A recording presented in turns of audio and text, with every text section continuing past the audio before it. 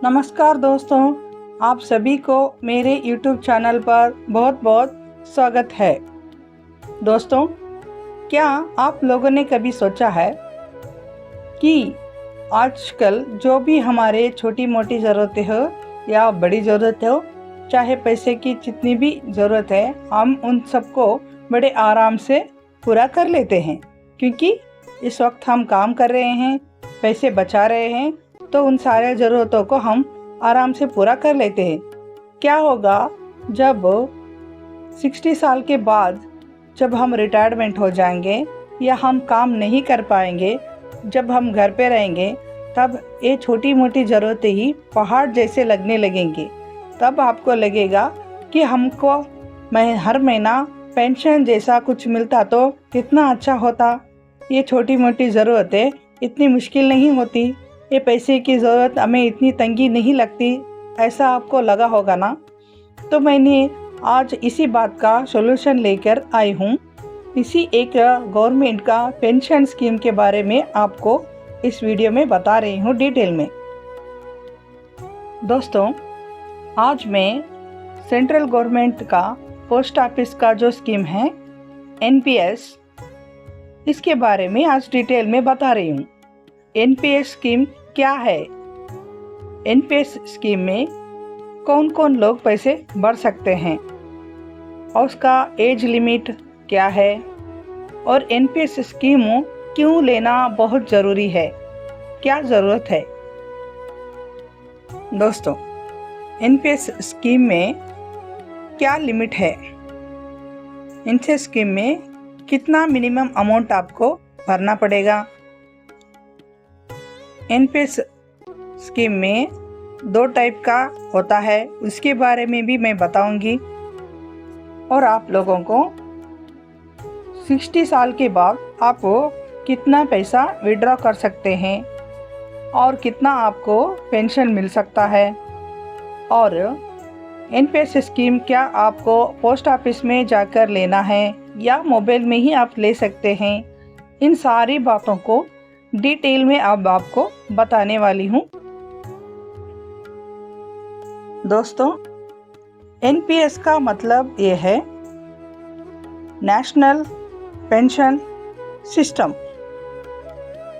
ये एक central government का एक सेविंग अकाउंट है, लेकिन ये मामूली सा सेविंग अकाउंट नहीं है।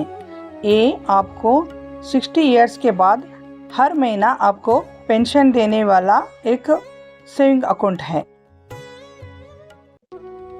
दोस्तों, जो लोग भी चाहते हैं कि उनके 60 इयर्स के बाद हर महीना पेंशन के रूप में पैसे आए, उनके उस वक्त ये छोटे मोटे जो भी ज़रूरत है वो बिना रुकावट उनकी पैसे की तकलीफ़ दूर हो, तो उन सभी को लोगों को इस स्कीम में पैसा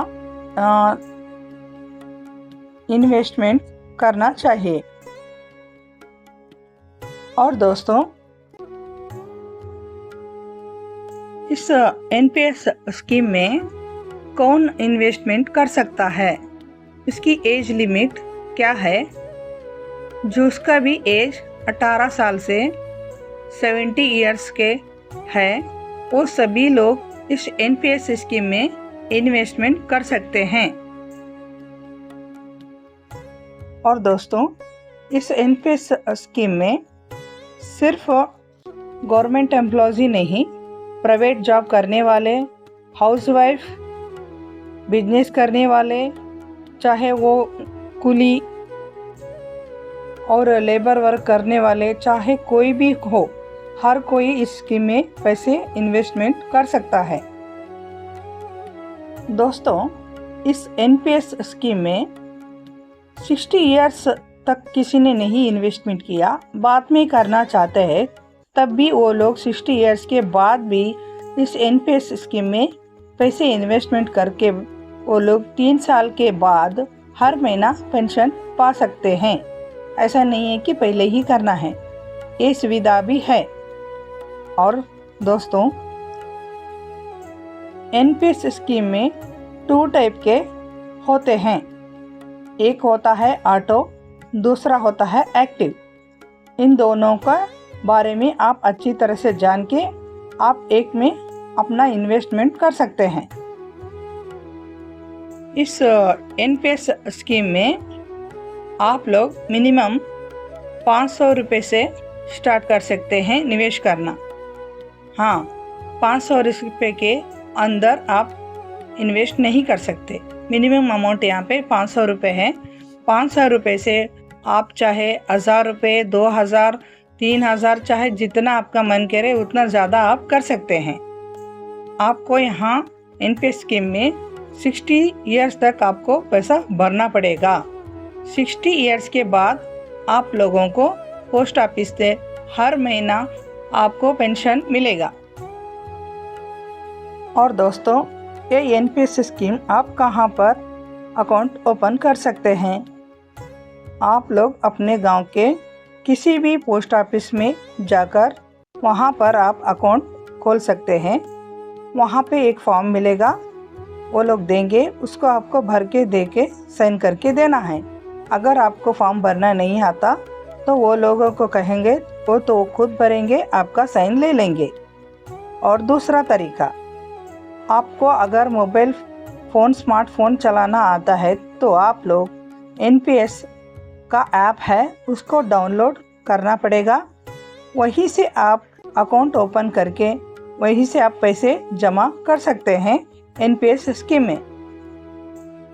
इस एनपीएस स्कीम में आप जो पैसा इन्वेस्टमेंट करते हैं उसको 60 इयर्स तक आपको भरना पड़ेगा। 60 इयर्स के बाद आपके भरे हुए पैसे और वहाँ का जो बढ़ा हुआ पैसा दोनों मिला के जितना भी होता है उसमें आप 60% अमाउंट निकाल सकते हैं और 40% अमाउंट आप नहीं निकाल सकते, क्योंकि उसी 40% का आपको पेंशन मिलेगा। और ये जो 60% अमाउंट निकालने की जो बारी है वो कोई शर्त नहीं है, आप चाहे तो निकाल सकते हैं या वहीं पे छोड़ सकते हैं। अगर आप वो 60% पैसा भी वहीं छोड़ेंगे तो आपको हर महीना पेंशन और ज़्यादा मिलेगा। हाँ दोस्तों, यहाँ देखिए इस चार्ट में एग्जाम्पल के तौर पे आप समझिए कि आपका 60 इयर्स तक आपके भरे हुए पैसे बढ़कर और 10 लाख हो चुके हैं, एग्जाम्पल है।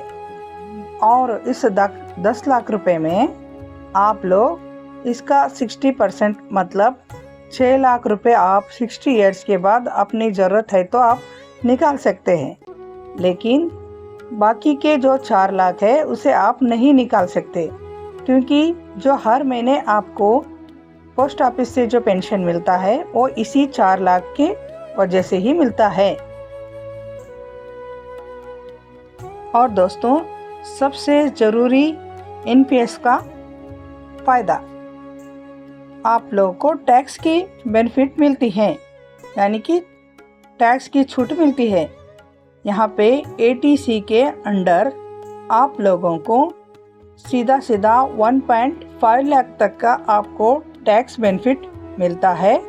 और एनपीएस स्कीम में आपको और 50,000 के और ज़्यादा टैक्स का छूट मिलता है, यानी कि टोटल आपको 2 लाख रुपए तक का टैक्स की छूट मिलती है, यानी कि टैक्स की आप बचत कर सकते हैं। ये मध्यम वर्ग के लिए एक बहुत बड़ी खुशखबरी, बहुत बड़ी बात है ये। दोस्तों, अब इस एनपीएस स्कीम की एक ज़रूरी बात, जिसने एनपीएस अकाउंट खोला है, अगर उसे कुछ हो जाए या उसकी 60 इयर्स के बाद अगर उसकी मृत्यु होती है तो इस स्कीम का जो बेनिफिट है उनकी पत्नी को ट्रांसफ़र हो जाता है, यानी कि उनकी बाद उनकी पत्नी को भी पेंशन मिलेगी।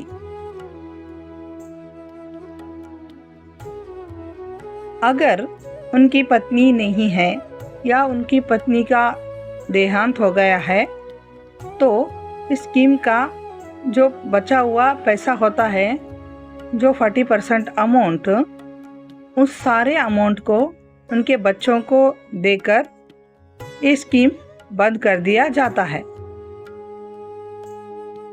इसीलिए दोस्तों, आप एनपीएस अकाउंट खोलते समय आप अपना नॉमिनी का मेंशन नाम यहाँ पे ज़रूर डालना चाहिए, ताकि आपका जो मेहनत का जो पैसा है वो बेकार ना जाए, आपके नॉमिनी को ही वो पैसा मिले आपके बाद। इसलिए आप ज़रूरी से इस फॉर्म को भरिए कि नॉमिनी का नाम ज़रूर मेंशन कीजिए।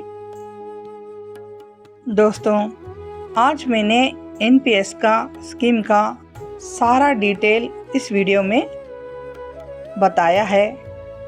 अगर आपको मन में कोई डाउट है या कोई ऐसी बात है जो आप पूछना चाहते हैं, तो आप मुझे कमेंट में पूछ सकते हैं, मैं उसका आंसर ज़रूर दूंगी। अगर आपकी फैमिली या फ्रेंड्स में कोई सेविंग्स अकाउंट के बारे में जानना चाहता है तो ये वीडियो उनको ज़रूर शेयर कीजिए। अगर आप आगे भी ऐसे अच्छे वीडियो देखना चाहते हैं तो मेरे इस चैनल को आप सब्सक्राइब कीजिए। और दोस्तों, याद रखिएगा, कीप लर्निंग, कीप ग्रोइंग। आप सबका बहुत बहुत धन्यवाद। Thank you.